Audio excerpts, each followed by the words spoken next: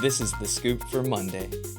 I'm Josh Holton with the WMNF News headlines. Pinellas County's municipal elections are coming next month, and the deadline to register to vote is today.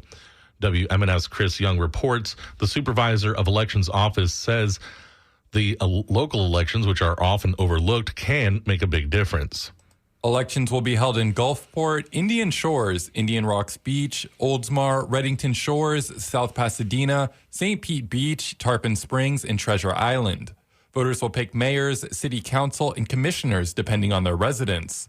Ashley McKnight Taylor is with the Pinellas County Supervisor of Elections. She says in elections like these, every vote counts. And we have seen that traditionally here in Pinellas County, that a contest could be decided by a matter of 2, 3, 4, or 5 votes. And so your voice absolutely matters. And so you should come out and vote. Tarpon Springs voters will see over 20 amendments on the ballot. One would expand the city's power to seize private property through eminent domain. I think there could be potentially a lot of implications for that municipality, and folks who live in Tarpon Springs should be interested in that. Election Day is March 11th. Visit WMNF.org for more voting information. Chris Young, WMNF News. Florida regulators have approved higher rates for Citizens Property Insurance Corporation, but they're not as high as the company asked for. As Lillian Hernandez Caraballo explains, some rates actually dipped this year, meaning lower premium costs for some Florida homeowners. Prices will go up for most Florida homeowners. The Office of Insurance Regulation approved a statewide rate increase, averaging 6.6% for most policyholders. Now that's less than half what Citizens asked for. Increases are capped at 14%. Some customers will see decreases too, and rates might be lowered 10%. These changes are meant to keep Citizens affordable but not competitive, as lawmakers try to stabilize the still troubled Florida insurance market. Changes take effect June 1st. In Orlando, I'm Lillian Hernandez Caraballo. And Lillian Hernandez Caraballo is a Report for AmeriCorps member.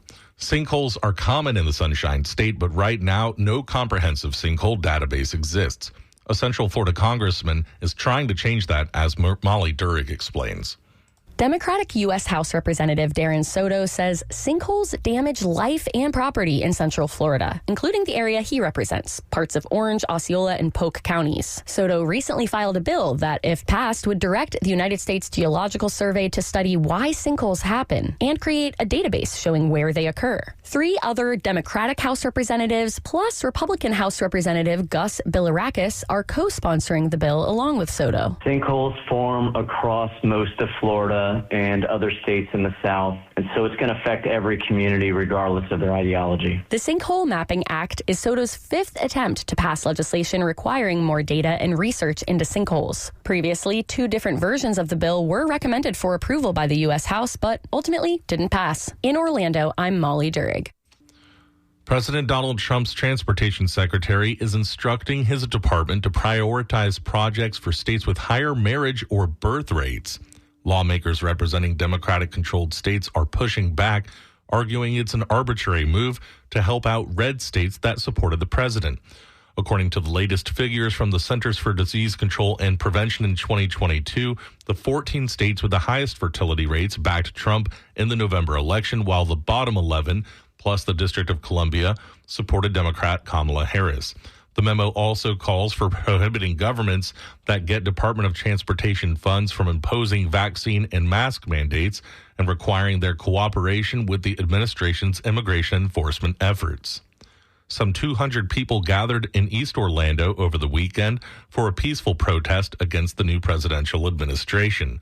As Molly Durig reports, Saturday's demonstration was one of hundreds organized nationwide during President Donald Trump's first month back in office.